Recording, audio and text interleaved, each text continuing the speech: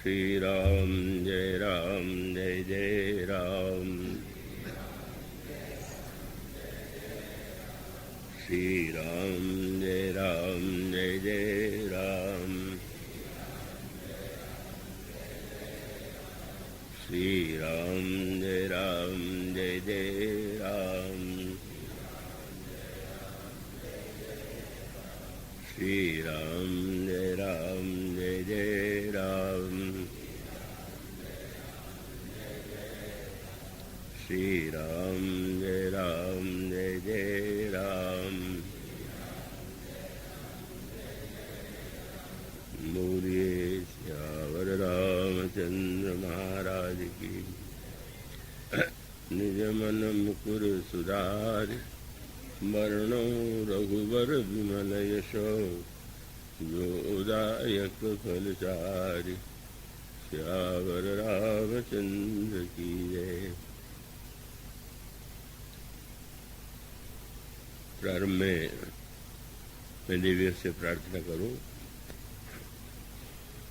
आपके सामने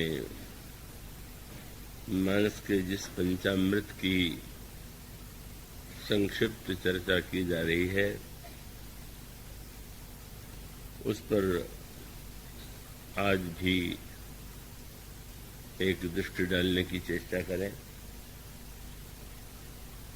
अमृत, रूपामृत, नामामृत की चर्चा आपके सामने पिछले दिनों में की गई है और वो चर्चा तो अधूरी ही है। इसमें से एक अमृत की व्याख्या भी यदि की जाए तो सप्ताह भर में उसे पूरा करना कठिन है। फिर भी कुछ बातें आपके सामने रखी गई हैं और आज प्रेमामृत की चर्चा आपके सामने की जाएगी, क्योंकि अब आजकल परसों 3 ही दिन कथा के अवशिष्ट हैं, तो इसलिए बाध्य होकर के सारी अमृत की जो व्याख्याएं हैं उसे संक्षिप्त करना पड़ रहा। यह जो प्रेमामृत है इसकी उपलब्धि सर्वाधिक कठिन है। भगवान के चरित्र का, उनकी कथा का अमृत भी सुलभ है। भगवान के रूप का अमृत भी चित्र या मूर्ति के माध्यम से यत्किंचित सुलभ कहा जा सकता है। यद्यपि प्रत्यक्ष दर्शन उस रूपामृत की उपलब्धि भी बहुत सरल नहीं है। और नामामृत यद्यपि प्रकट है, पर नामामृत की महिमा पर विश्वास कर पाना व्यक्ति के लिए कठिन होता है, क्योंकि मनुष्य का यह स्वभाव है कि जो वस्तु जितनी सरलता से प्राप्त होती है वह उसका मूल्य उतना ही कम करता है। और आप प्रत्यक्ष देखते हैं, इस महंगाई के समय भी अन्न आदि की तुलना में हीरा या मोती कितना अधिक महंगा है। अन्न के बिना व्यक्ति का कार्य चलना असंभव है, पर हीरा मोती के बिना तो चाहे जो व्यक्ति पूरा जीवन व्यतीत कर सकता है। पर हीरा मोती सोने का दाम अधिक है और अन्न का दाम कम है, तो उसका एकमात्र तात्पर्य है कि हीरा मोती सोना जितनी कठिनाई और दुर्लभता से प्राप्त होता है उसकी तुलना में अन्न जो है व्यक्ति अधिक सरलता से पा लेता है। तो व्यक्ति का जो मूल्यांकन है वो वस्तु की विशेषता के आधार पर न हो करके दुर्लभता के आधार पर होता है। तो भगवान का नाम तो सुलभ है और सुलभ होने के नाते व्यक्ति को यदि उससे ये कह दिया जाए कि भाई राम नाम जपो, तो उसको लगता है कि यह कौन सी बात कह दी गई।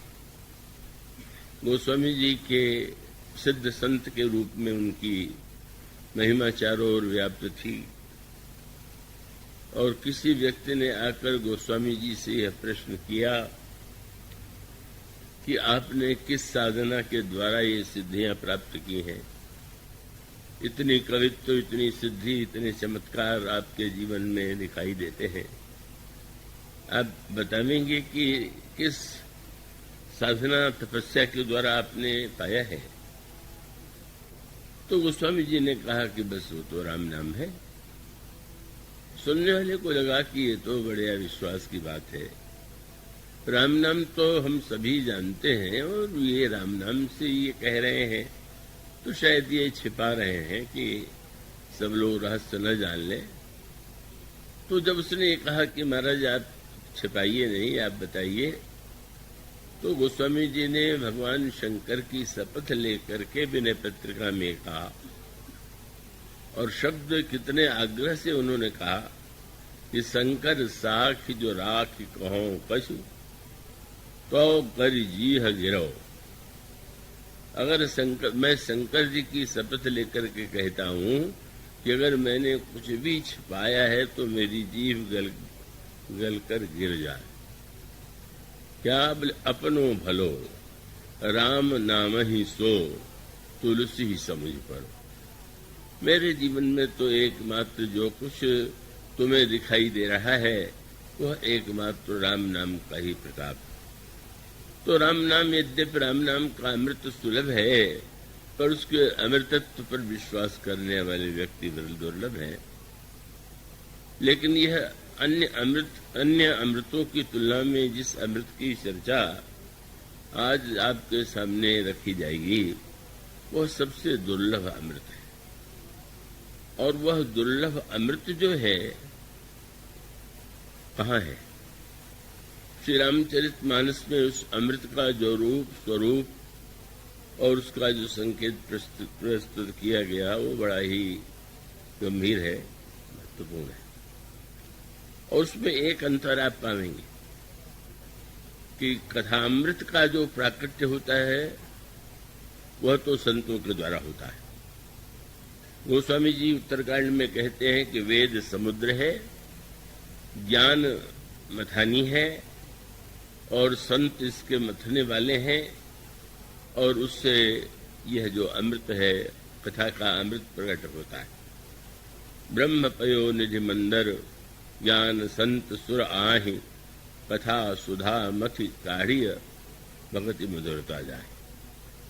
तो कथामृत को प्रकट करते हैं संत, और भगवान का जो रूपामृत है का वो मनु जैसे भक्त जब साधना करते हैं, और वो साधना भी बड़ी ऐसी है कि जो कठिन साधना है, और उसके पश्चात भगवान जब अवतार लेते हैं तो मानो महाराज मनु या कश्यप, अदिति, इनकी साधना के स्वरूप संसार के सामने, संसार के लोगों को रूपामृत मिला।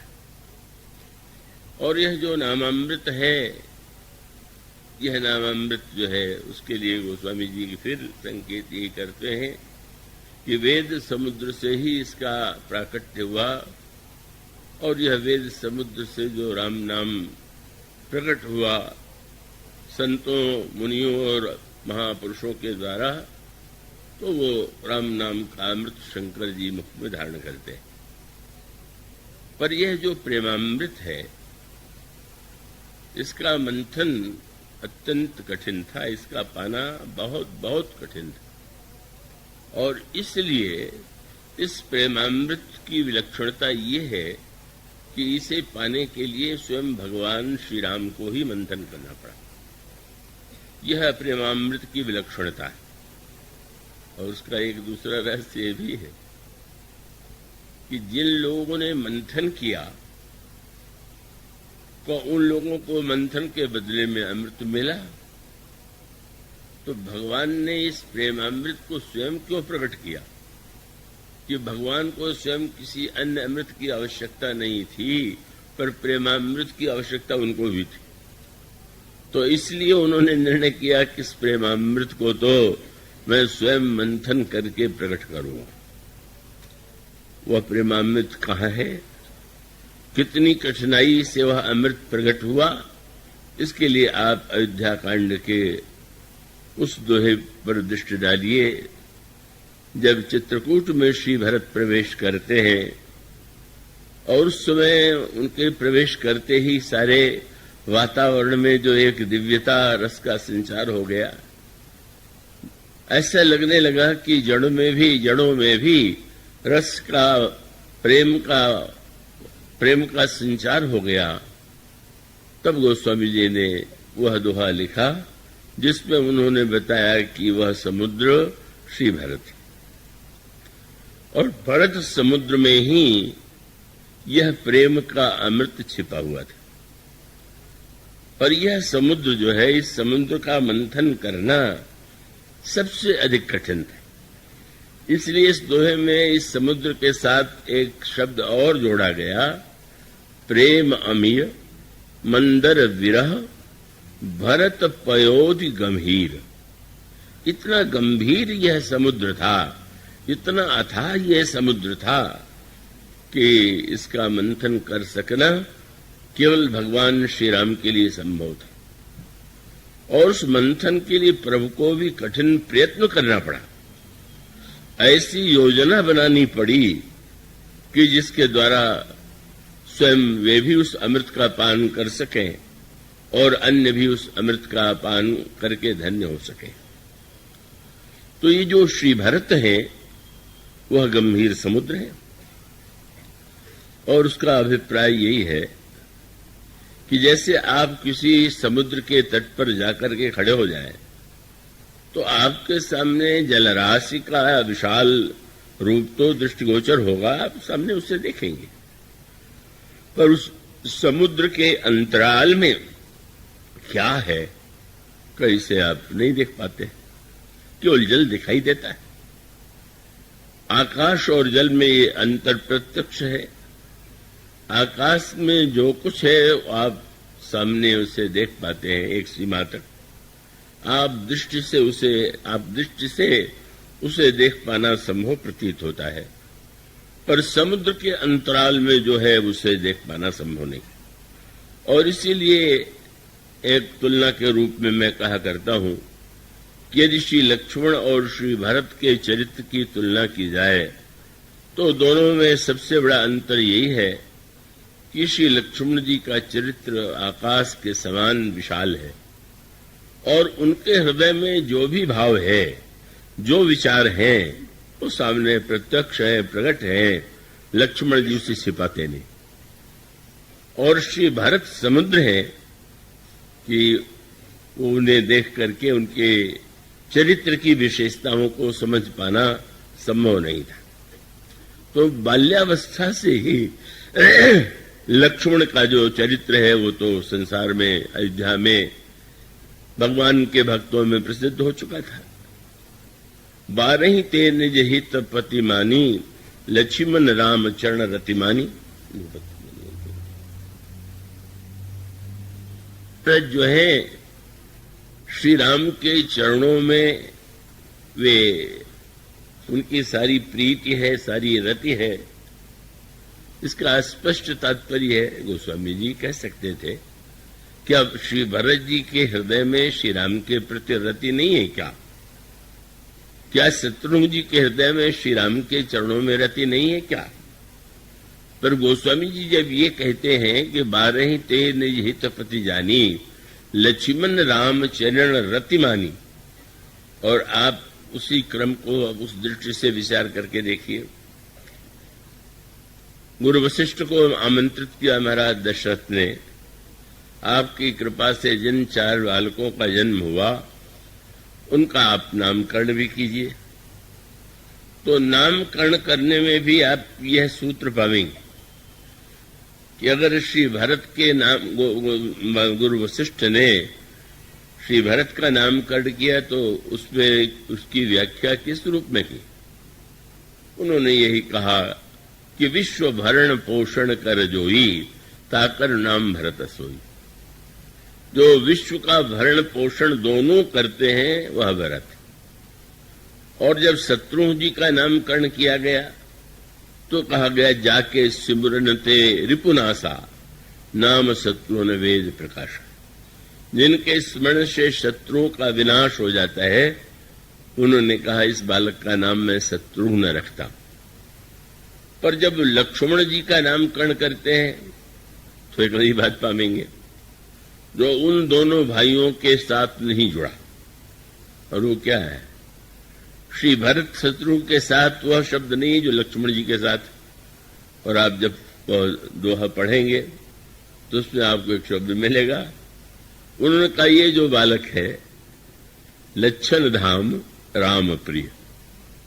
ये राम प्रिय शब्द न श्री भरत के साथ है न शत्रुघ्न के साथ है, लेकिन लक्ष्मण के साथ ये शब्द जुड़ा। इसका अर्थ नहीं था कि वो राम प्रिय नहीं थे, बल्कि आगे चल करके तो भगवान राम से जब पूछा जाए तो यही कहते हैं कि भरत सरिस प्रिय को जो माही। तो वो तो कहने में बड़ा सरल था कि वो राम प्रिय है, लेकिन गुरु वशिष्ठ जो है लक्ष्मण जी का नामकरण करते समय लक्षण धाम राम प्रिय अन्य गुण भी है सकल जगत आधार। गुरु वशिष्ठ ते ही राख्यो लक्ष्मण नाम उदार। तो अब लक्ष्मण का अभिप्राय है कि लक्ष्मण का श्री राम के प्रति प्रेम इतना प्रत्यक्ष था, उनकी रति इतनी दृष्टिगोचर होती थी कि कोई व्यक्ति उनका परिचय दे और उनके साथ राम प्रियता का नाता न जोड़े तो वो कोई उसके दृष्टि गोस्वामी जी की दृष्टि में उस व्यक्ति ने लक्ष्मण के व्यक्तित्व के गौरव को कम कर दिया। बल्कि विवाह प्रसंग में उस बात को पढ़ के थोड़ी हंसी सी भी आती है, पर वहां पर भी लक्ष्मण जी के संदर्भ की विशेषता दिखाई देती है। भगवान राम जनक नंदिनी सीता का विवाह संपन्न हो गया और मंडप में ही निश्चित किया गया कि अन्य तीनों राजकुमारों का भी विवाह यहाँ महाराज के स्वयं महाराज जनक की पुत्री उर्मिला और श्री सीता और उनके भाई जो कुशकेतु हैं उनकी कन्या है मांडवी और सुतकीर्ति। तो ये निश्चित किया गया कि ये विवाह भी इसी मंडप में संपन्न किया जाए। अब जब लोग तो जन्मपत्री मिलाते हैं, जन्मपत्री के द्वारा विवाह में ये कहते हैं कि वर कन्या के गुण कितने मिले और क्या मिले, पर वहां गोस्वामी जी जो दोनों वर कन्या के जो मिलान का वर्णन करते हैं बड़ा सार्थक है। अब वो शब्द जब मांडवी जी का विवाह श्री भरत से हुआ तो गोस्वामी जी ने उनके परिचय में क्या शब्द लिखा? कुशकेतु कन्या प्रथम जो गुणशील सुख शोभामयी। महाराज कुशकेतु की जो ज्येष्ठ कन्या है और जिनमें गुण और शील और शोभा की विशिष्टता है, सो दई वर्षे कुशकेतु राजा के माध्यम से कब मांडवी जी का समर्पण श्री भरत के लिए हुआ। तो मानो उसका अभिप्राय ये है कि श्री भरत के चरित्र में सर्वाधिक विलक्षणता उनका शील है। तो स्वाभाविक रूप से उनकी पत्नी यदि शील गुण से युक्त न हो तो दोनों में वास्तविक प्रीति हो ही नहीं सकती।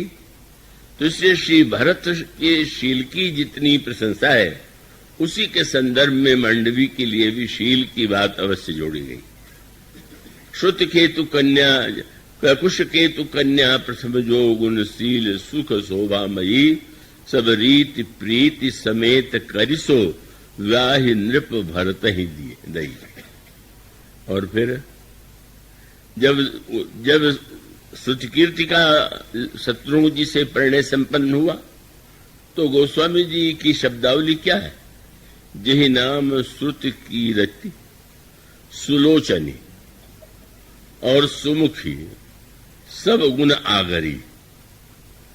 जो सुमुखी हैं और सुलोचनी हैं और समस्त गुणों की केंद्र हैं, तो श्रुति कीर्ति का जो एक सांकेतिक अर्थ है, आप उसको यह इसे सरलता से ग्रहण कर सकते हैं। श्रुति वेद को कहते हैं, और मानो ये साक्षात वेदमयी श्रुतकेतु के श्रुति कीर्ति के रूप में जो विद्यमान है, उनकी ये विशिष्टता है जो शत्रुघ्न जी के साथ पढ़ने के लिए आवश्यक है। लेकिन अनोखी बात हो गई, अब ये कहना चाहिए कि उर्मिला जी का विवाह जब उन्होंने किया तो मांडवी श्रुति कीर्ति के लिए तो कह दिया कि वो उस केतु की कन्या है, तो अब कहना चाहिए कि उर्मिला जी जनक की कन्या है। लेकिन कैसी अनोखी बात है, गोस्वामी जी ने उर्मिला जी का परिचय करने के लिए जनक की पुत्री कह के परिचय नहीं दिया। क्या कहा? बोले जानकी लघु भगिनी, सीता जी की छोटी बहन। इसका अर्थ क्या है कि अगर उनसे नाता न हो राम सीता से, तो लक्ष्मण के मन में उसके प्रति आकर्षण ही उत्पन्न नहीं हो सकता। तो जानकी लघु भगिनी तो मांडवी भी है, जानकी लघु भगिनी तो श्रुति कीर्ति भी है। लेकिन जैसा नामकरण में भरत जी लक्ष्मण जी के लिए राम प्रिय कहना परमावश्यक है, उसी तरह से अगर उर्मिला जी का विवाह लक्ष्मण से हो रहा है तो गोस्वामी जी कहते हैं कि वो तो पूजनीय प्रिय परम जहाते, मानिए सब ही राम के नाते। उनके चिंतन का और आस्था का केंद्र तो केवल श्री सीता जी, श्री राम की प्रिया हैं श्री किशोरी जी, और उनकी लघु भगिनी है।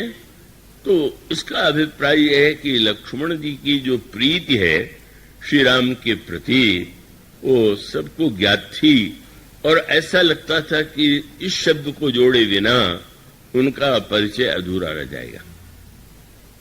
अब वो जो श्री भरत हैं, जिनके लिए गोस्वामी जी को लिखना पड़ा भरत पयोधि गंभीर, इसका अर्थ क्या कि श्री भरत का जो विलक्षण चरित्र है वो बाहर से देख करके, उनके व्यवहार से, उनकी वाणी से का समझ पाना असंभव था।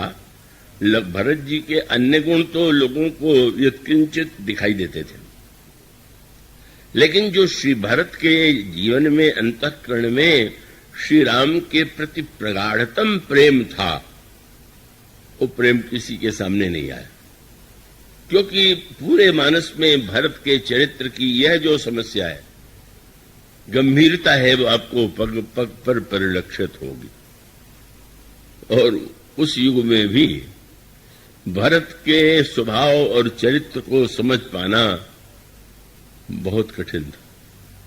बड़े से बड़े व्यक्ति भी श्री भरत को सही अर्थों में समझने में सक्षम नहीं थे, और वो सज्जन शायद यहां हो, बुरा नहीं मानेंगे। बहुत वर्ष पहले, तो कितने वर्ष पहले एक सज्जन मिले, परिचय उनका वकील के रूप में दिया गया, बड़े बुद्धिमान व्यक्ति थे।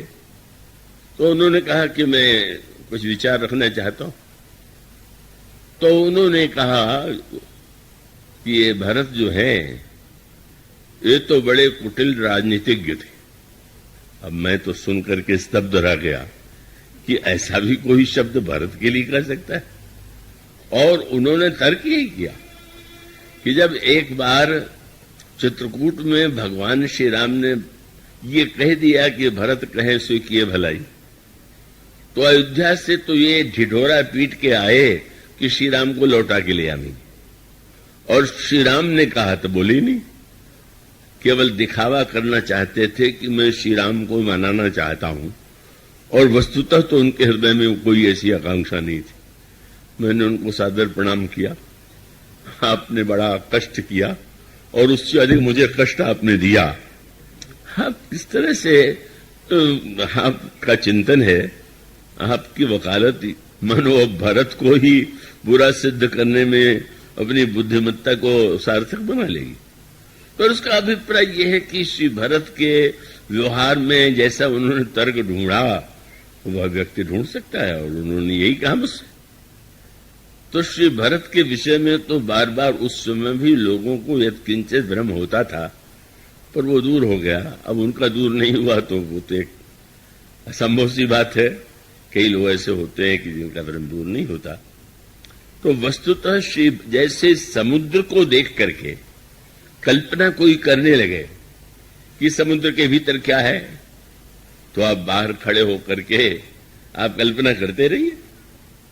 समुद्र की गहराइयों में बैठना और उसको देखना वो असंभव। तो अब श्री भरत का जो व्यवहार था बाल्यावस्था से लेकर के बार बार जब भी स्थिति सामने आई तो वो स्पष्ट लोगों को, देखने वालों को यही प्रतीत हुआ कि लक्ष्मण जैसा प्रेम श्री राम से करते हैं वैसा श्री भरत में सद्गुण तो है, पर वैसा प्रेम नहीं। क्योंकि अब अगर लक्ष्मण जी को श्री राम से अलग सुला दिया जाए तो सो ही नहीं सकते, उनको निद्रा ही नहीं आवेगी। पर श्री भरत को यदि श्री राम से अलग सुलाया जाए तो उनके सामने कुछ ऐसा नहीं दिखाई देता है, वो तो साजभाव से ऐसा लगता है कि ये तो सो जाते हैं। तो जब बिल्कुल शिशु है तब भी अंतर दिखाई देता है, और बाद में जितनी घटनाएं घटित होती थी का उसमें यही लगने लगता था। गीतावली रामायण के उस प्रसंग पर जब दृष्टि जाती है कि भगवान श्री राम जिस समय अपने मित्र मंडली को लेकर के चौगान खेलने के लिए सरजू तट पर जाते हैं, आजकल जैसे पोलो होता है उससे मिलता जुलता वो खेल जिसका नाम उस समय चौगान था, और घोड़े पर बैठ करके वो गेंद का इधर से उधर उसका जैसे आज भी खेला जाता है उसका उसी स्वरूप उस समय भी था।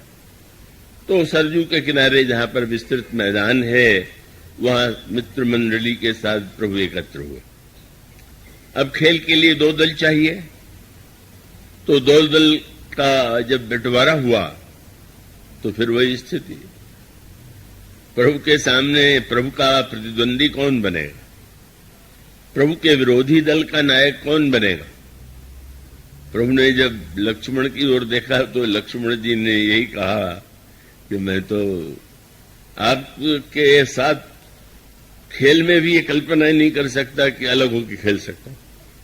अगर मुझे खेलना है तो आपके साथ, और नहीं तो मैं नहीं खेलूं।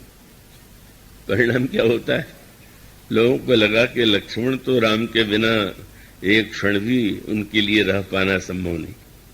श्री भरत, प्रभु ने श्री भरत की ओर देखा, भरत मेरे विरोधी दल का नायक मैं तुम्हें बनाऊं, तो बिल्कुल स्वीकार कर लिया। तो अब देखने वाला जो घटना को व्यवहार के आधार पर चरित्र का निर्णय करता है उसको तो भ्रम होना स्वाभाविक है। उसको तो लगता है कि यहाँ तो श्री भरत ने तो, लक्ष्मण तो खेल में भी प्रभु के विरुद्ध नहीं जाते, और यहाँ तो श्री भरत तो गोस्वामी जी कहते हैं सरज तीर सम सुथल भूमि थल गनि गनि गोइया बांट ले, राम लखन एक ओर भरत सत, एक ओर श्री राम लक्ष्मण और दूसरे दल में भरत शत्रुघ्न और उनकी मित्र मंडली। और खेल का परिणाम क्या होता है, अद्भुत खेल का परिणाम यह है कि लोगों को, दर्शकों को दिखाई देता है कि श्री राम पूरे उत्साह से नहीं खेल रहे, और श्री भरत को देख करके लगता था कि वो तो जीतने के लिए पूरे उत्साह से खेल रहे। उसका कारण यह था कि प्रभु की ओर कोई गेंद आती है तो प्रभु जो है का उसके ऊपर प्रहार नहीं करते, धीरे से जिधर की ओर श्री भरत है वो गेंद वो कर देते हैं, प्रेषित कर देते। पर जब श्री भरत की ओर कोई गेंद आती है तो वो तो कस के प्रहार करते हैं, और सीधे वो गेंद जो है उस गोल में, जिसे गोल कहते हैं, प्रविष्ट हो जाती है। तो बार बार एक ही स्थिति दिखाई देती है कि श्री राम जीतने के लिए उतने व्यग्र नहीं है जितना श्री भरत उत्साह से खेल रहे हैं। और उसके पश्चात खेल में जैसा होता है, नारे लगने लगे, एक कहे भई हार राम जू की, एक कहे भैया भरत जय। कि श्री भरत जीत गए, प्रभु श्री राम हार गए। प्रभु ने वाक्य सुना तो प्रसन्न होकर के ब्राह्मणों को, अतिथियों को और जो आवश्यकता वाले थे उनको दान दिया। तो एक कहें भई हर रामजू की, एक कहें भैया भरत जय, यह सुन हर्षित भय रामजू, विप्रन बहुविधि दान दे। और उसके बाद दूसरे दिन भी प्रभु ने लक्ष्मण से कहा, तुम्हें मेरे साथ खेलने का फल मिल गया ना, हारना पड़ा, और जब खेलोगे तो यही परिणाम होगा। आज भी तुम निर्णय कर लो कि तुम आज भरत की ओर से होके खेलो या विरोधी दल का नायकत्व तुम करो। लक्ष्मण जी ने मुस्कुरा करके कहा कि नहीं प्रभु, आपके साथ जीतना हारना दोनों मुझे प्रिय। तुम इतने बड़े स्वभाव से ही तेजस्वी हो, तुम्हें भरत के विजय को देख करके अमर्ष का तुम्हारे हृदय में उदित नहीं होता। लक्ष्मण जी ने हंस करके यही कहा, प्रभु भरत जीते थोड़ी हैं, जिताए गए। वो अगर जीते होते तो मैं कोई बात तो देता। अब आप ही जब जिताने के लिए व्यग्र हैं तो विजय भरत की नहीं है, वो तो आपके स्वभाव की है, शील की है कि आप कैसे अपने से छोटों को जिता करके प्रसन्न होते हैं। पर वो दृश्य तो यही होता है। और श्री भरत का वह गंभीर स्वभाव जो है, जिस गंभीर स्वभाव में अद्भुत भावना है, और उस अद्भुत भावना को उन्होंने प्रकट नहीं होने दिया। और उसका अभिप्राय क्या? श्री भरत के जीवन में समर्पण की पराकाष्ठा है और श्री लक्ष्मण जी के जीवन में अधिकार की पराकाष्ठा है। अन्यथा अर्थ नहीं लेंगे। ये प्रेम की जहां पर अलग शब्दावलियों से इसका विभाजन किया गया है, तो 3 शब्दों का प्रयोग करते हैं प्रेम के संबंध में। ईश्वर के प्रति एक भावना है जिसे कहते हैं तदीयता। तदीयता का अभिप्राय है कि जैसे आप या हम सबको ये कहें कि भाई हम तो प्रभु के हैं, तो सामने भले ही नहीं है पर मैं उनका हूं, इस भाव के उदय होने का नाम तदीयता। और जो व्यक्ति कहता है प्रभु सामने और वो कहता है कि प्रभु मैं आपका हूं, यह तदीयता है। और जो व्यक्ति ये कहता है कि प्रभु आप मेरे हैं, ये मदीयता है। तो तदीयता, तुदीयता, मदीयता, ये 3 कक्षाएं। अब संसार के जो व्यक्ति आस्तिक हैं वो तो उनमें से तदीय ही हैं। हम मान लेते हैं अपनी ओर से कि भाई हम भगवान के। तदीयता का अर्थ है कि उस व्यक्ति ने का केवल मान नहीं लिया है, अपितु भगवान ने उसे स्वीकार कर लिया है। अब विलक्षणता ये है, इस प्रसंग को जरा बहुत ध्यान से समझने की आवश्यकता है कि वैसे कक्षा में तो तदीयता से मदीयता को श्रेष्ठ माना जाता है। तदीयता से भी ऊपर है मदीयता। लेकिन विलक्षणता क्या है? लक्ष्मण जी में यह जो भावना है वह तदीयता की है, और श्री भरत में जो यह भावना है प्रेम की, वह वस्तुतः मदीयता की है। प्रभु मेरे हैं, मैं इनके ऊपर मेरा अधिकार है। और श्री भरत का उनके स्वभाव में, उनके चरित्र में, उनके आचरण में तुरीयता है। पर इससे तो फिर वही भ्रम हुआ कि लक्ष्मण जी उच्च कक्षा में हैं और भरत जी अपेक्षा उनकी न्यून है।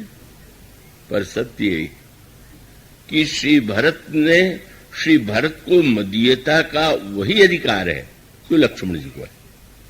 अगर वो श्री राम को अपना कहें और श्री राम पर अपने अधिकार का दावा करें तो कोई आपत्ति नहीं, प्रभु से स्वीकार कर लेते।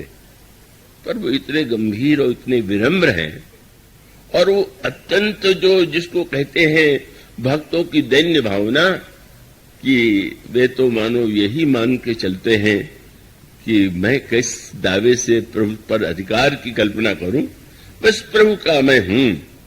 तो मदीयता का अधिकार होते हुए भी त्वदीयता के भाव में ही भरत जी महाराज स्थित हैं। और इसीलिए लक्ष्मण जी का चरित्र जो है सबके लिए अनुकरणीय नहीं। और श्री भरत जी का जो चरित्र जब बाद में प्रभु ने प्रयत्न करके श्री भरत की विशेषताओं को प्रकट किया, तो उसकी एक विशेषता है, क्या बोले, निरखी सिद्ध, जिसमें चित्रकूट की यात्रा करते हैं श्री भरत, तो गोस्वामी जी का निरखी सिद्ध साधक अनुरागे सहज स्नेह सराहन लगे। भरत जी को देख करके सिद्ध और साधक दोनों प्रसन्न होते हैं। लक्ष्मण जी के चरित्र में सिद्ध स्थिति तो है, पर साधक की स्थिति नहीं। पर श्री भरत जी के जीवन में सिद्ध होते हुए भी निरंतर साधक की स्थिति आ पाएंगे।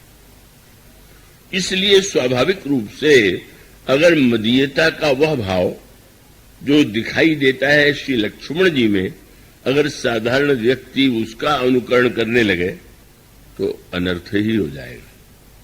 जो वाक्य लक्ष्मण कहते हैं, जो व्यवहार वे करते हैं, का यह उनके मुख से तो शोभा देता है, पर अगर कोई साधक उसका अनुकरण करने लगे तो उसका पतन, उसका विनाश अवश्यंभावी।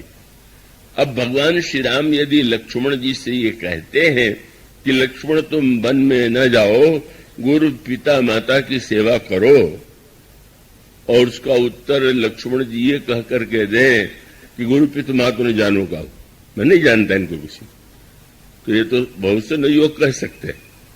न जाने कितने लोग कहते हैं मैं माता पिता को नहीं मानता, गुरु को नहीं मानता, वही लक्ष्मण जी ने कह दिया तो इसमें क्या आश्चर्य लगेगा। पर आप सोचिए, गुरु पितु मातु न जानो काहू और कहूं सुहाव नाथ पति आहू, मोरे सब ये तुम स्वामी, दीन बंधु उर अंतर जामी। और उसका अभिप्राय है कि लक्ष्मण जी का जो स्वभाव है, उनका व्यवहार जो है, उनकी वाणी जो है, उसको आप वो जिस स्थिति में है उसको सामने रख करके विचार करें तो आपको उसमें कोई दोष नहीं लगेगा। पर वो अनुकरणीय नहीं है, और वो अनुकरणीय की दृष्टि से तो अगर किसी का चरित्र परम अनुकरणीय है तो अंत में श्री भरत जी का ही सिद्ध हुआ। सिद्ध हुआ माने बाद में प्रभु ने जिस मंथन किया तब उनको देख करके जो अनुभूति हुई, जिसके लिए गोस्वामी जी कहते हैं जब श्री भरत तीर्थराज प्रयाग में जाते हैं तो वही खानस बटु गृही उदासी, चाहे ब्रह्मचारी, चाहे बाणप्रस्थ, चाहे गृहस्थ, चाहे सन्यासी, जो देखता है वो भरत जी को देख करके धन्य हो जाता है। क्यों? ब्रह्मचारी को प्रतीत होता है हमारे लिए भरत आदर्श है, गृहस्थ को लगता है कि भरत जी से बढ़कर के आदर्श कोई नहीं होगा, बाणप्रस्थी को लगेगा कि श्री भरत के समान कोई बाणप्रस्थी नहीं, और सन्यासी को लगता है कि भरत जैसा सन्यास किसी के जीवन में नहीं। पर ये सारी बातें संसार के सामने पहले नहीं थी। पहले वो बस यही स्थिति थी कि वो जिस स्थिति में श्री लक्ष्मण हैं वह स्थिति तो सिद्ध स्थिति है, और इसीलिए में एक अंतर है। अब इतने कम समय में इतने विस्तार से तुलना करना तो कठिन है, पर जब श्री भरत की वंदना तुलसीदास जी महाराज ने किया तो भक्त के रूप में किया। प्रणमो प्रथम भरत के चरणा, जासु नेम व्रत जाई न वर्णा, राम चरण पंकज मन जासु, लुबुध मधुपयो तजई न पास। प्रभु का चरण कमल जो है, श्री भरत का मन भ्रमर मड़राता रहता है, ऐसे भक्त हैं श्री भरत। ऐसा कह करके गोस्वामी जी ने वंदना किया।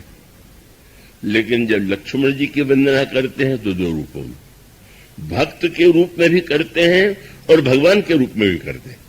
इसलिए आप पढ़ेंगे श्री भरत जी की वंदना के लिए 2 चौपाई, पर लक्ष्मण जी की वंदना के लिए 4 चौपाइयां।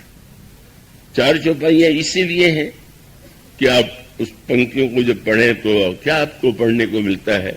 बंदौ लक्ष्मण पद जल जाता, शीतल सुभग भगत सुख दाता। क्या है उनका कार्य? रघुपति कीरति विमल पताका, दंड समान भयउ जस जाका।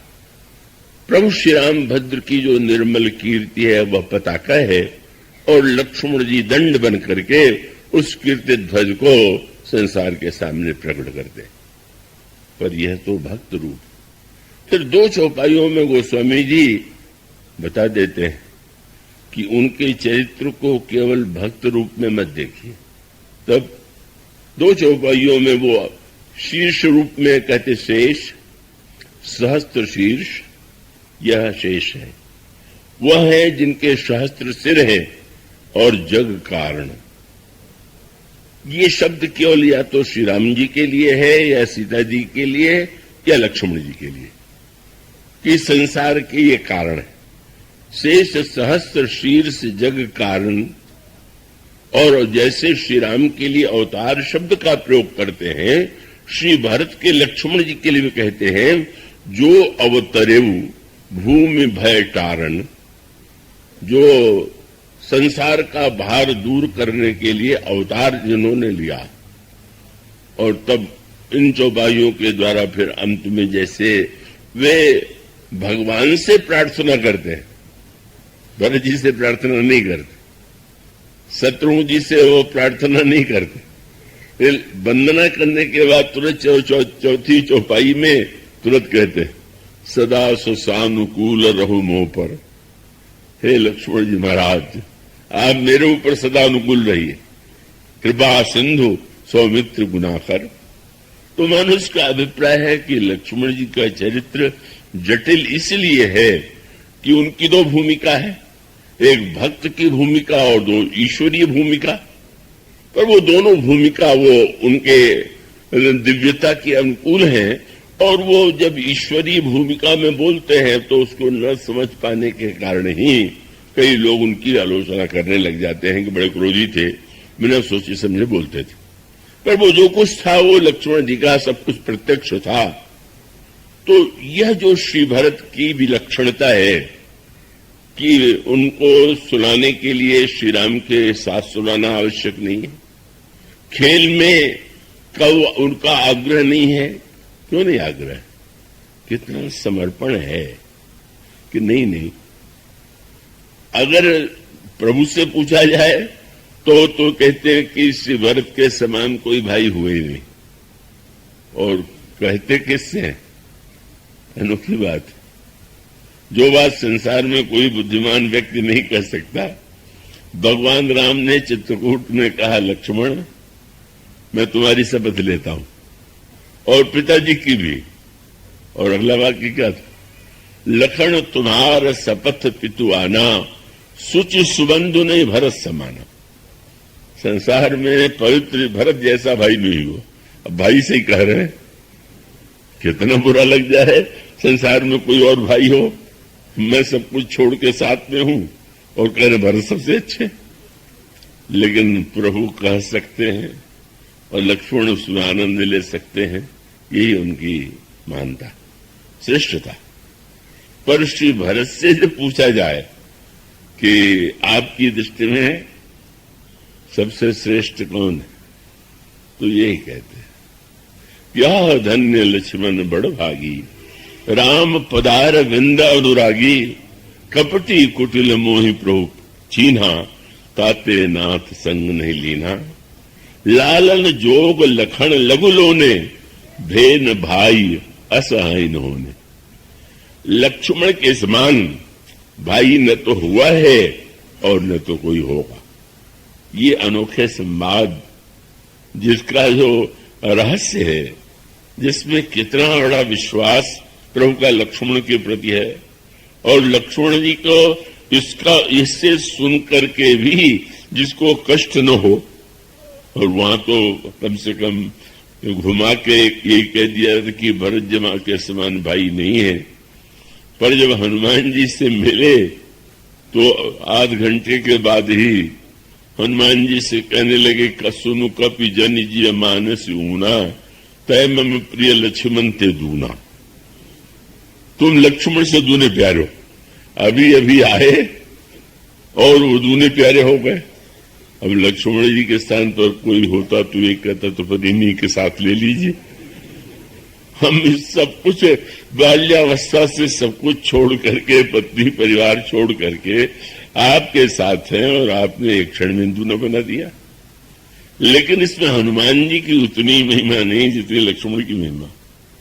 प्रभु लक्ष्मण के सामने ये कह सके तो उसका अभिप्राय यह है कि लक्ष्मण और श्री राम का व्यक्तित्व जो है मिलकर के अभिन्न है। यही है कि दंड और पताका को तो अलग किया नहीं जा सकता। दोनों का बिना डंडा आप ऊपर कैसे गाड़ दीजिए तो उसको कौन महत्व दे, और बहुत बढ़िया झंडा हो और डंडे ही ना हो तो जमीन पर पड़ा रहेगा।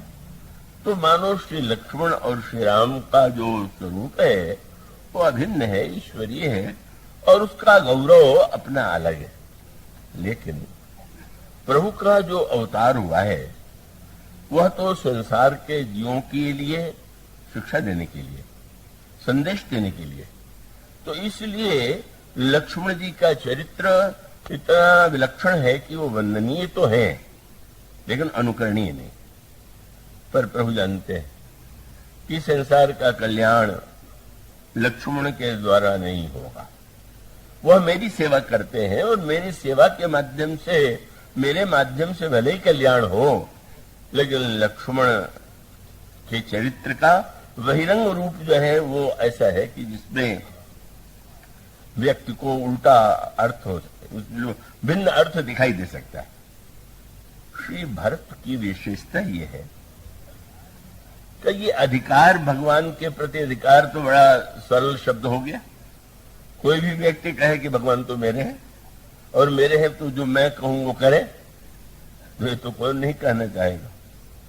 लेकिन जिनके जीवन में ऐसा विलक्षण क्रम है, मानो इतना समर्पण है कि अगर प्रभु को खेलना है और खेल के लिए कोई न कोई विरोधी पक्ष का नायक चाहिए, तो श्री भरत का जीवन इतना समर्पित है कि नहीं, प्रभु का खेल जैसे पूरा हो, प्रभु का नाटक जैसे पूरा हो, बस वही मुझे अभीष्ट है। पर वस्तुतः देखने वालों को क्रिया दिखाई देती है, हृदय की भावना नहीं दिखाई देती। और जैसा मैंने कहा कि खेल में जो दृश्य दिखाई दे रहा है कि भरत जब प्रभु की ओर गेंद आती है तो बड़े धीरे से भरत की ओर आपने डाला, जहां जिसे गोल करना कहते हैं उसका प्रयास ही नहीं कर रहे, और श्री भरत तो प्रहार कर रहे। पर उनकी अंतर भावना का परिचय बाद में लोगों ने जब उनके प्रेम का अनुभव किया तब उसका अर्थ भिन्न हो गया। तब क्या लगा कि प्रभु तो गेंद को भरत की ओर भेज करके यह बताना चाहते थे कि भरत की शरण में जाने में ही कल्याण, और श्री भरत गेंद पर प्रहार इसलिए कस के करते थे, बोले जो प्रभु को छोड़ के मेरे पास आए उसको ऐसा कस के पीटना चाहिए कि लौटने का नाम ही नहीं। तो भाव तो बड़ा गंभीर था, पर वो क्रिया के माध्यम से देखने वालों को तो यही लगता था प्रभु जिताना चाहते और भरत जी जीतना चाहते। परिणाम क्या हुआ, इस समुद्र का जो गंभीर तात्पर्य था वो समझ में नहीं आ रहा था। फिर और आगे विश्वामित्र जी आए। विश्वामित्र ने महाराज दशरथ से कहा कि आप अंजु समेत देहु रघुनाथ, छोटे भाई के साथ आप श्री राम को दीजिए। तो छोटे भाई का सबसे पहला अधिकार तो भरत का है। उन्होंने नाम तो नहीं लिया था कि श्री राम और लक्ष्मण को दीजिए, उन्होंने कहा था छोटे भाई के साथ राम को दीजिए। लेकिन कैसे अनोखी बात है, विश्वामित्र भी यही मान के चल रहे थे कि छोटे भाई का अर्थ है लक्ष्मण, और दशरथ जी भी जानते थे कि जब कोई कहे कि राम का छोटा भाई तो लक्ष्मण को मानना, और लक्ष्मण को ही लेकर के गए। पर श्री भरत तो आग्रह कर सकते थे कि प्रभु आपके बिना हम कैसे रहेंगे अकेले, आप मुझे भी तो साथ में चलिए, मुझे भी तो सेवा का सौभाग्य दीजिए। पर श्री भरत ने एक बार भी आग्रह नहीं किया। तो उनका बहिरंग व्यवहार ऐसा था कि इसके लिए वो शब्द जो गोस्वामी जी का है कि भरत पयोध गंभीर, वो स्पष्ट दिखाई देता है। परिणाम क्या हुआ, प्रभु चले गए।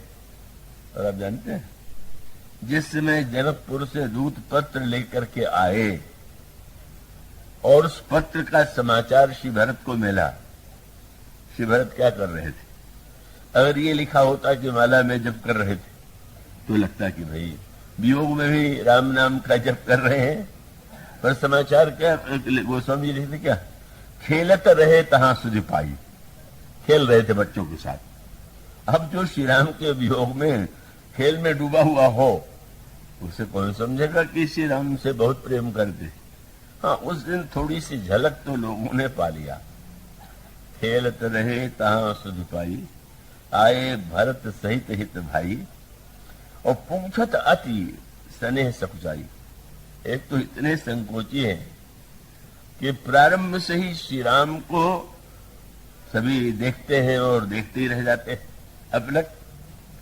लेकिन श्री भरत ने बाद में चित्रकूट में प्रभु से कहा कि प्रभु आपके सौंदर्य की प्रशंसा मैंने बहुत सुना।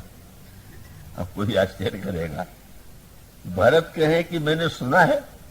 जो भाई हैं, जो पुण्यंतर साथ हैं, और जब उन्होंने कहा कि सुना है कि आप बहुत सुंदर हैं, तो श्री भरत से पूछा जा सकता था कि सुनने का अर्थ क्या हो। तो उनका उत्तर यही था कि महू स्नेह सकोच बस सन्मुख कहूं न बहन। मैंने कभी आंख उठा करके साहस ही नहीं किया कि आपके मुख की ओर देखें, तो कैसे मुझे पता चले कि आप कितने सुंदर हैं। प्रभु ने हंस करके यही कहा, फिर तुम अपने को देख लो, क्योंकि तुम्हें देख करके लोगों को तो मेरा ही भ्रम होता है। लेकिन उसका अभिप्राय यह है कि जो इतना संकोची है, और आए भी तो बड़े संकोच से पिताजी से पूछ दिया कि तात कहां से पाती आई, पिताजी पत्र कहां से आया। और जब पता चला कि जनकपुर से पत्र आया हुआ है और उसको सुना उन्होंने, बस एक क्षण के लिए लोग आश्चर्यचकित हो गए। होता है, होना नहीं चाहिए, भाइयों में परस्पर प्रेम हो, प्रेम तो सभी में होना चाहिए, पर भाई में तो अत्यंत प्रेम की कल्पना की जाती है। पर व्यवहार में दिखाई देता है कि भाई के हृदय में भी भाई की उन्नति से स्पर्धा हो जाती है, मात्सर्य हो जाता है, ईर्ष्या हो जाती है। तो उस समाचार में तो यही लक्ष्मण और राम की महिमा का वर्णन है पत्र में। किंतु उसे सुन करके क्या श्री भरत को लगा कि क्या बताने, मुझे अवसर नहीं मिला, नहीं तो मैं जाता तो मेरा भी बड़ा नाम हो जाता और मेरा भी इतिहास में मेरी भी चर्चा होती। पर वो स्वामी जी ने कहा कि नहीं, सुनि पाती पुलके दो भ्राता, अधिक स्नेह समातन गाता। भरत के शरीर पर रोमांच हो आया और उसको देख करके लोगों को लगा कि अरे, हम लोग तो ये समझते थे कि श्री भरत के लिए कोई अंतर नहीं पड़ता, पर इतने प्रसन्न हो रहे हैं। तो बात ये तो उनका प्रेम तो बड़ा पवित्र है। वो स्वामी जी का शब्द है, प्रीति पुनीत भरत के देखी, सकल सभा सुख लहु इसे।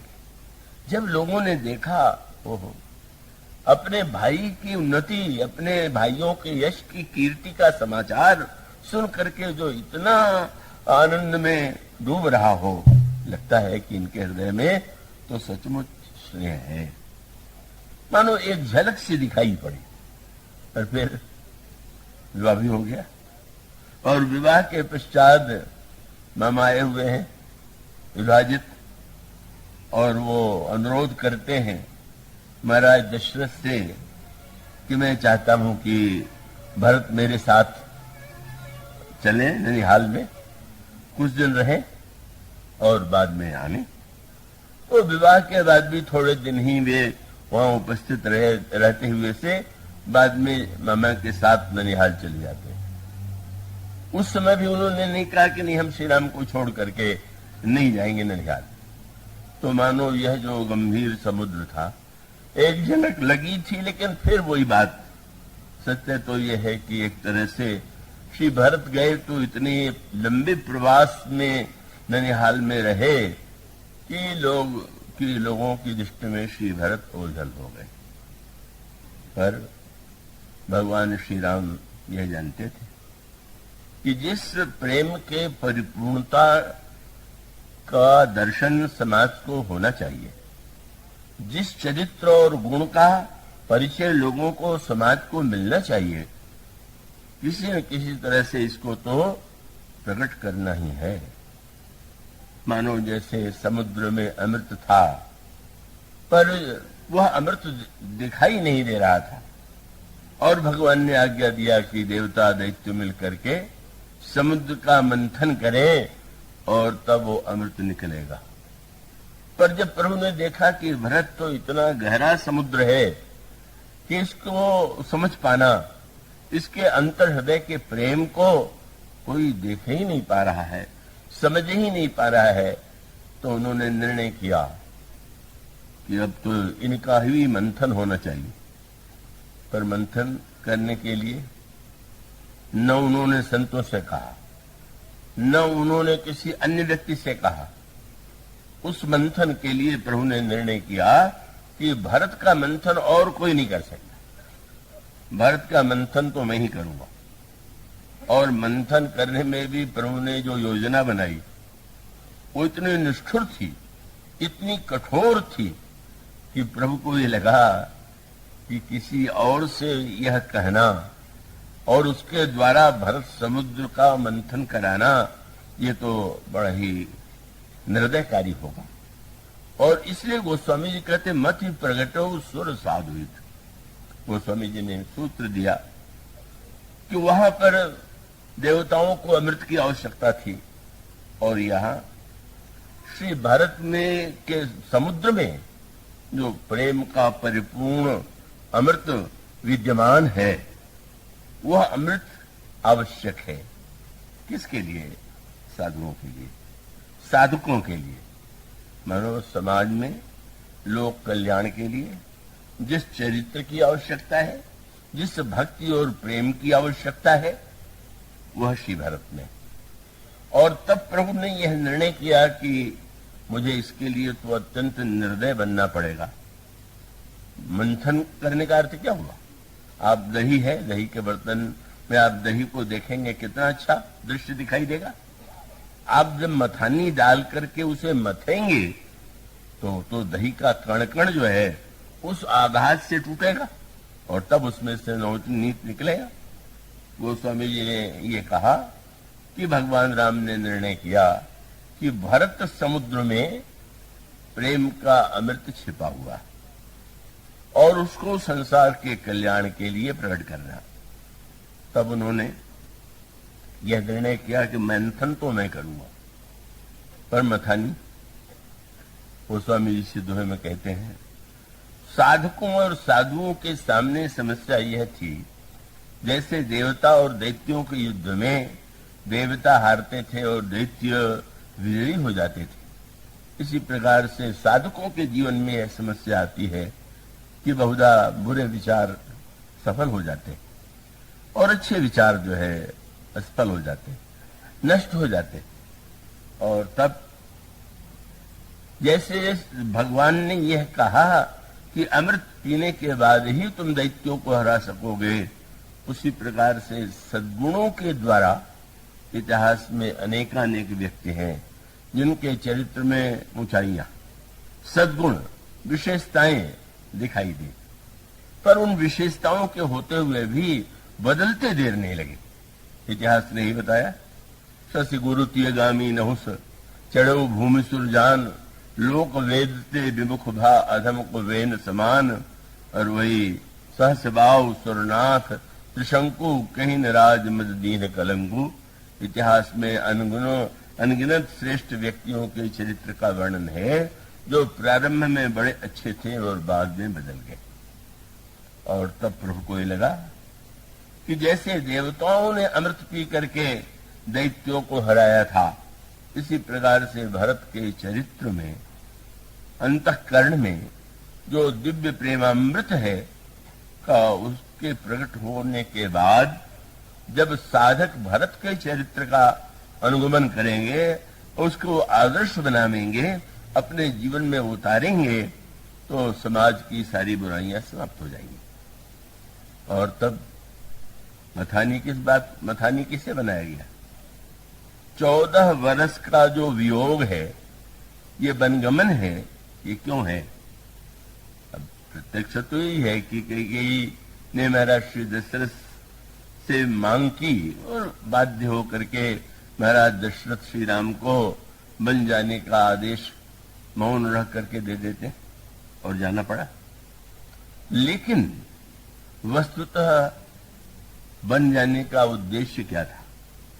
तो भगवान राम के चरित्र में अगर आप यूं देखें तो आपको प्रचलित धारणा से एक भिन्न रूप दिखाई देगा। प्रचलित धारणा ये श्री राम के विषय में बड़ी प्रसिद्ध है कि श्री राम मर्यादा पुरुषोत्तम। तो मर्यादा पुरुषोत्तम का अर्थ व्यक्ति यही लेता है कि समाज की जो मर्यादाएं हैं का उसका पालन भगवान राम जीवन में करते हैं। ये अधूरा अर्थ। भगवान श्री राम मर्यादा पुरुषोत्तम इसलिए नहीं है कि जो समाज में मर्यादाएं प्रचलित थी उसे श्री राम ने माना। मर्यादा पुरुषोत्तम इसलिए है कि उन्होंने अपने आचरण के द्वारा ऐसी मर्यादाएं बनाई जिनका पालन करने से समाज बदल सकता है और कल्याण हो सकता है। श्री राम ने कौन सी मर्यादा मानी? पहली मर्यादा तो यही थी, उस समय सारे देश में बहुविवाह की प्रथा प्रचलित थी। महाराज श्री दशरथ के भी 300 या 700 विवाह हुए थे, पर भगवान श्री राम के चरित्र में विवाह के इसी को लेकर के लक्ष्मण जी शूर्पणखा पर व्यंग्य कर दिया था। शूर्पणखा जब विवाह का प्रस्ताव लेकर के आई और ये कहा कि तुम मुझसे विवाह करो क्योंकि तुम कुमार हो, ऐसा तुम्हारे बड़े भाई ने कहा है, तो लक्ष्मण जी ने कहा कि अब सुंदरी, मैं कुमार हूं चाहे कुछ हूं, पर मैं तो दास हूं, और दास से विवाह होने पर तुम्हें क्या सुख मिलेगा? प्रभु समझ ये शब्द उनका यदा सुंदर सुनु मैं उनकर दासा और पराधीन नहीं तोर सुपासा। अब किसी दास से विवाह हो जाए तो तुम जैसे लंकाधिपति की बहन हो, तुम्हें जो कुछ चाहिए यहां तो मिलेगा नहीं।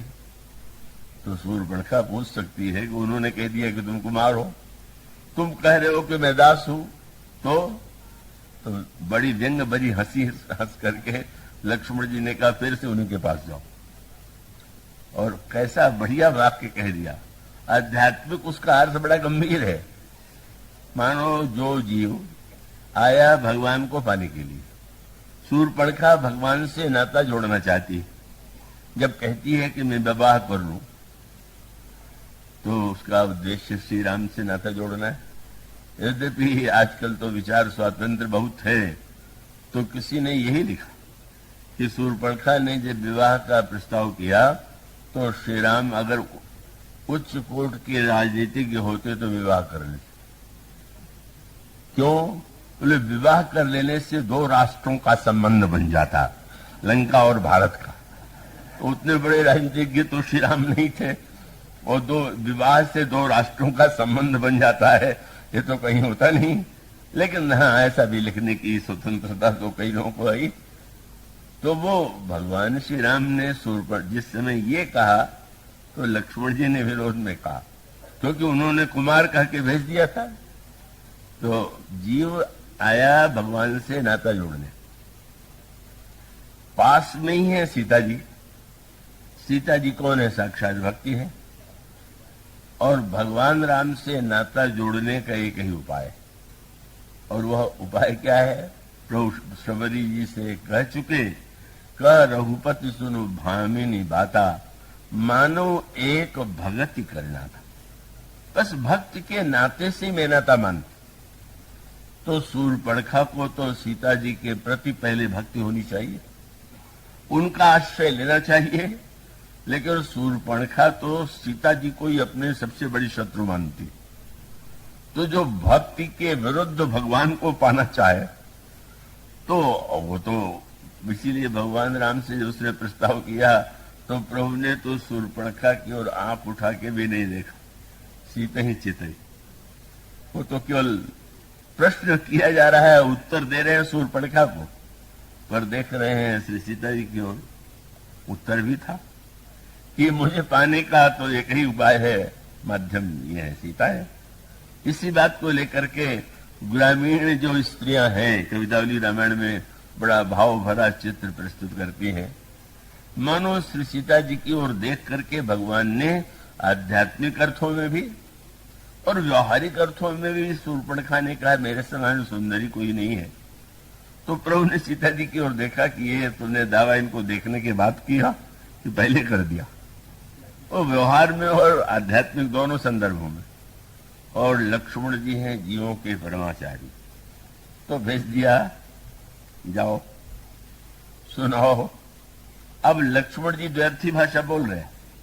प्रभु ने कहा फिर से तुम उनके पास जाओ, वो तो कह चुके हैं कि मैं विवाहित।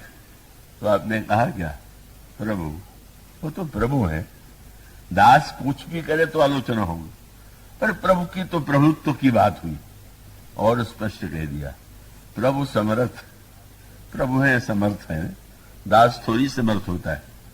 और उससे भी बड़ा व्यंग्य कर दिया, कौशलपुर राजा, कौशलपुर के राजा हैं, जब 700 विवाह पिता कर सकते तो एक और कर लेंगे तो उनको कौन रोकेगा। बड़ा भारी व्यंग्य था। कौशलपुर राजा कह करके बोले वहां कोई बात नहीं है, वो तो चलती। तो मैंने कहा कि श्री राम तो अपने व्यवहार में वो जो प्रचलित धारणाएं थी उसमें बिल्कुल नहीं मानते थे, पर विशेषता ये थी कि उन धारणाओं का खंडन नहीं करते थे, भाषण में विरोध नहीं करते थे। अपने आचरण के द्वारा ही समाज को इतना उन्होंने बदल दिया कि जो मर्यादावादी थे उनको भी नहीं लगा कि श्री राम ने सब कुछ बदल दिया। और भगवान श्री राम के आचरण को देख करके वो विवाह की परंपरा समाप्त हो गई श्री राम के राज्य में। एक नारी व्रत रत सब झारी, ते मन वच क्रम पतिहितकारी। तो श्री राम तो प्रत्येक नई मर्यादा की धारणा प्रकट करते हैं। और इसीलिए जब गुरु वशिष्ठ के द्वारा उन्हें सूचना दी गई कि तुम्हें युवराज पद पर कल प्रतिष्ठित किया जाएगा, तो भगवान राम को यह मर्यादा, जो सूर्यवंश की मर्यादा थी कि जेठ स्वामी सेवक लघु भाई, यह दिनकर कुल रीत सुहाई। सूर्यवंश की पवित्र परंपरा है कि ज्येष्ठ भाई राजा बने और छोटा भाई अनुगमन करे। भगवान श्री राम ने उसका उल्टा कहा, गुरु वशिष्ठ से नहीं बोले। गुरु वशिष्ठ से एक वाक्य भी उन्होंने नहीं कहा कि मैं राज्य नहीं लेना चाहता, या ये परंपरा अनुचित है। पर गुरु जी के जाते ही भगवान राम बैठ करके सोचने लगे, सूर्य वंश तो बड़ा पवित्र वंश है, पर इस वंश में ये अनुचित परंपरा कैसे बन गई? क्या जन्मो एक संग सौ भाई, भोजन सैन केली लरिकाई, कर्ण वेद उपवीत विवाह, संग संग सब भय उछाहा। तो विमल वंश, वंश तो बड़ा पवित्र, लेकिन अनुचित एक हो क्या?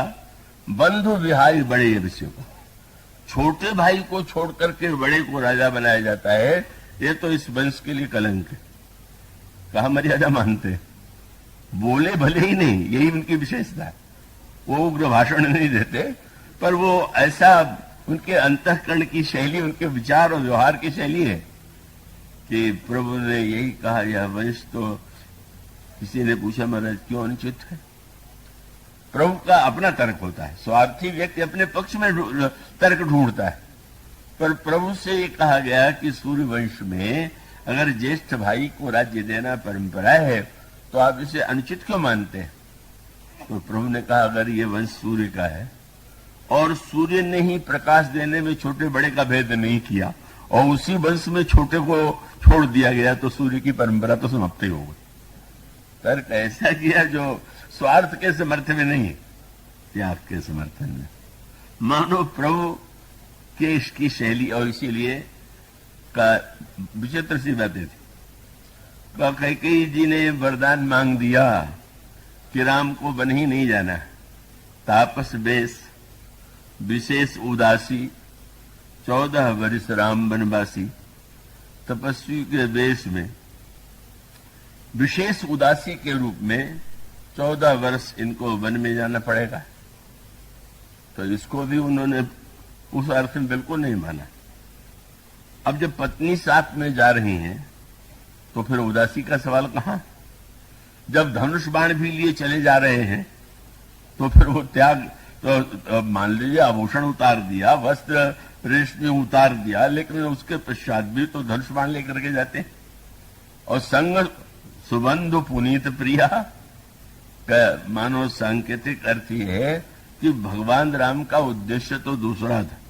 उनको तो लगा कि माँ का यह वरदान तो एक बहाना है, इसलिए भगवान श्री राम ने माँ की आज्ञा को, जिसको आज्ञा माना जाए, उसको अक्षरशः बिल्कुल स्वीकार नहीं किया।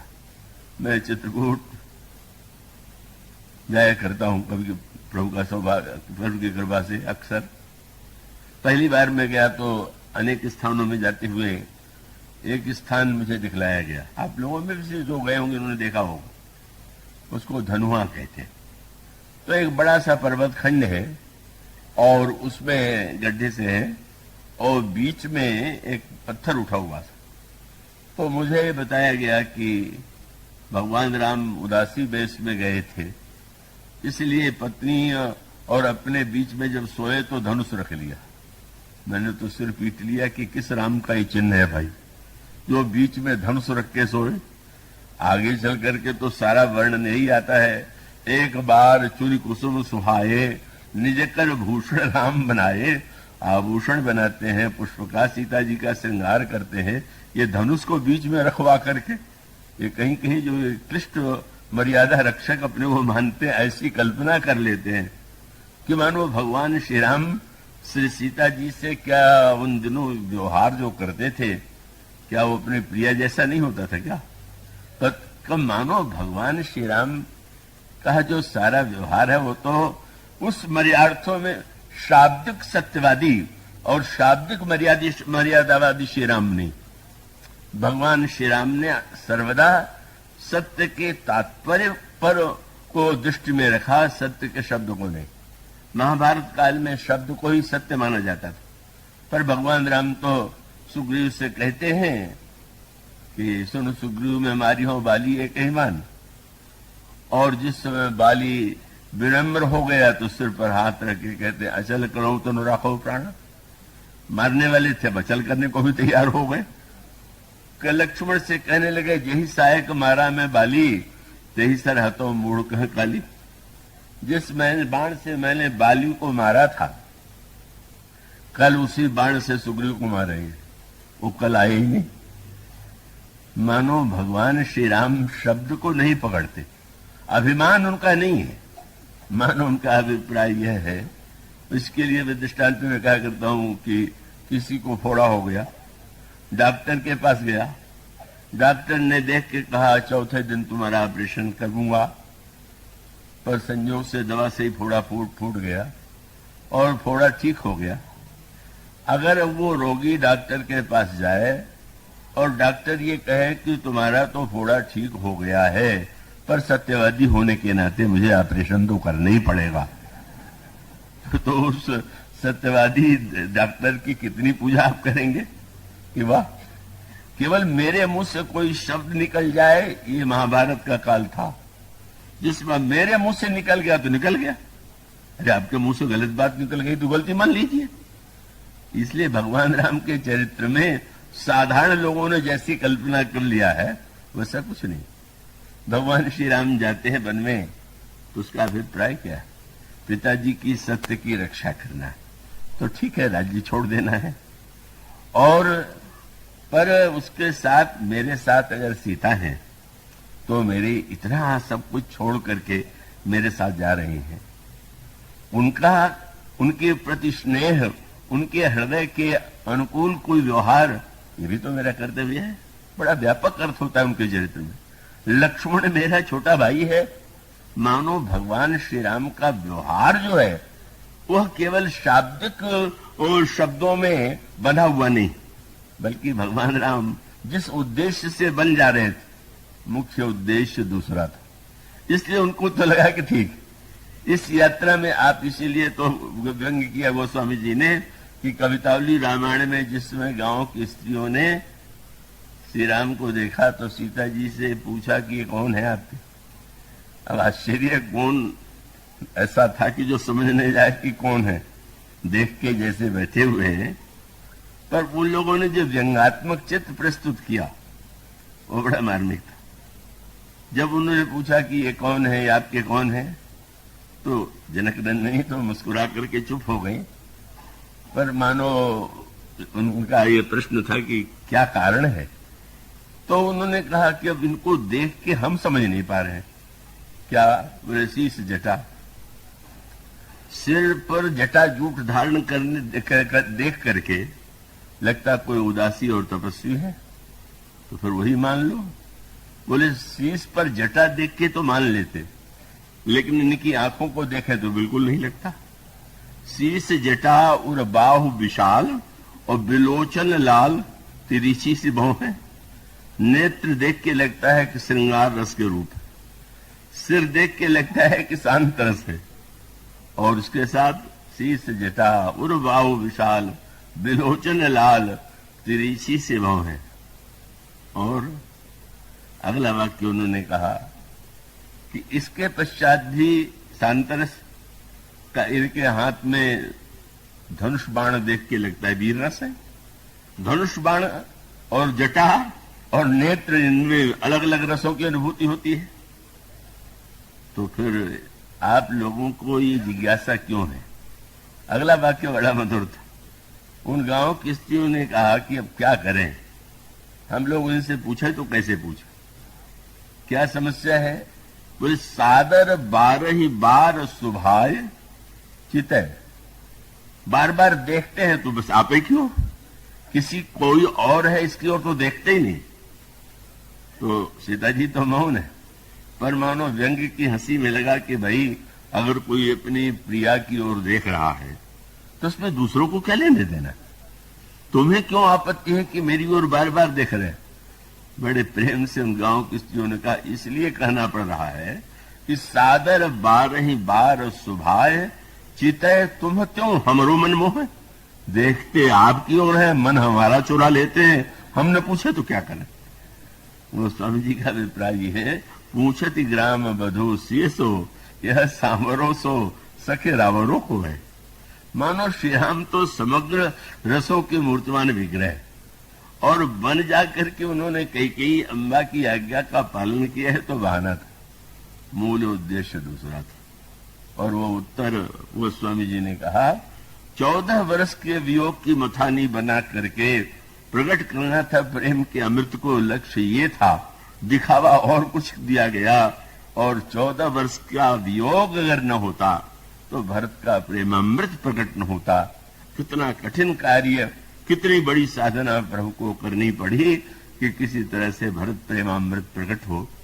तो प्रेमामृत की चर्चा को तो आज यहीं रोक करके कल फिर कहना पड़ेगा, क्योंकि अधूरा रह जाएगा। अधूरा तो कल भी रहेगा, लेकिन फिर भी आज विलंब भी बहुत हो गया है, इसको आज विराम देते हैं। बोलिए श्याम।